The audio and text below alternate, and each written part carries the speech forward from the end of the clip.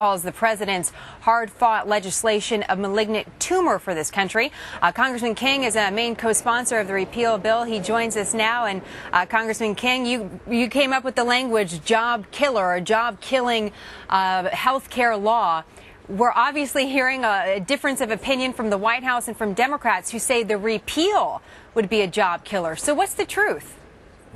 Well, the truth is this is a free enterprise, free country that needs to be based on constitutional principles. Obamacare is anything but.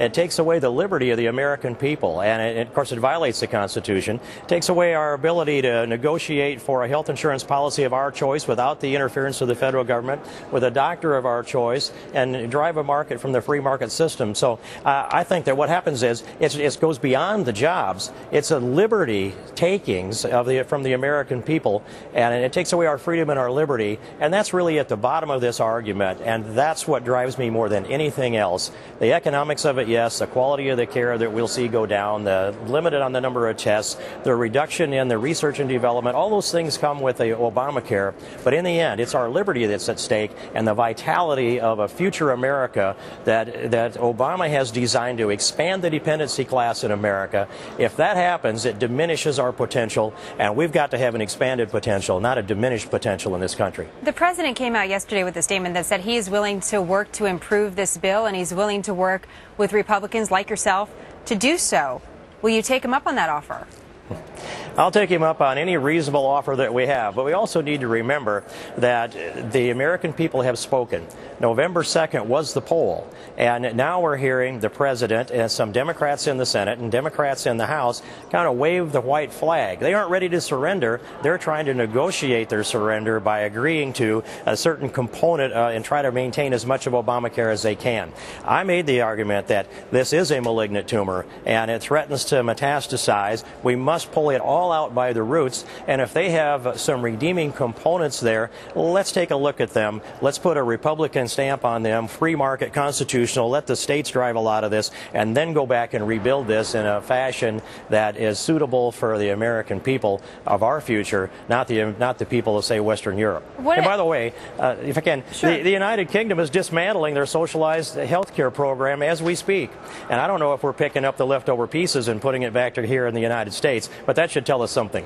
One of the ways you say you are going to stop the growth of this tumor, as you call it, the health care law, is to pull away funding for it. And a question that our viewers have is then what happens? If the House cuts funding for the health care law, what's next?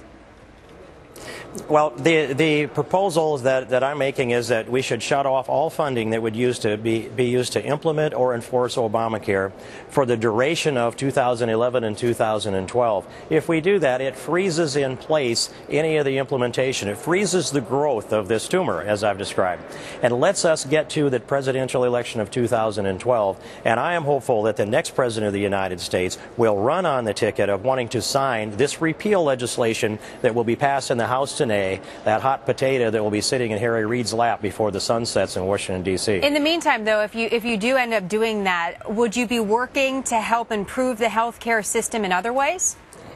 Well, we start that actually tomorrow. The debate begins tomorrow on the resolution to direct the committees to begin shaping a replacement policy. And I look forward to that debate that we have. I don't think there's any question that Republicans are for a reasonable, logical, free market health care reform.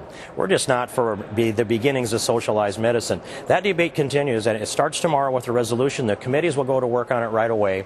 And as we move forward, there are many segments to this effort to put an end to Obamacare. Yes, it must be replaced. And, of course, we have the courts to work their will. We have the governors across the state that can also work their will. It's a three-legged effort to undo Obamacare. While that's going on, we're working on the replacement policy at the same time. We'll look forward to hearing some of those new ideas and the replacement policy as you talk about it. Much more to the story, certainly, Congressman King. Thank you very much for taking the time to join us today, sir. Thank you. It's a great day in Washington today. We are hearing new details about Congresswoman Gabrielle Gifford's remarkable recovery. Her mother sent out an email to friends saying her daughter is doing so well, she's looking over get well cards and even reading pages of a Harry Potter book. However, doctors do caution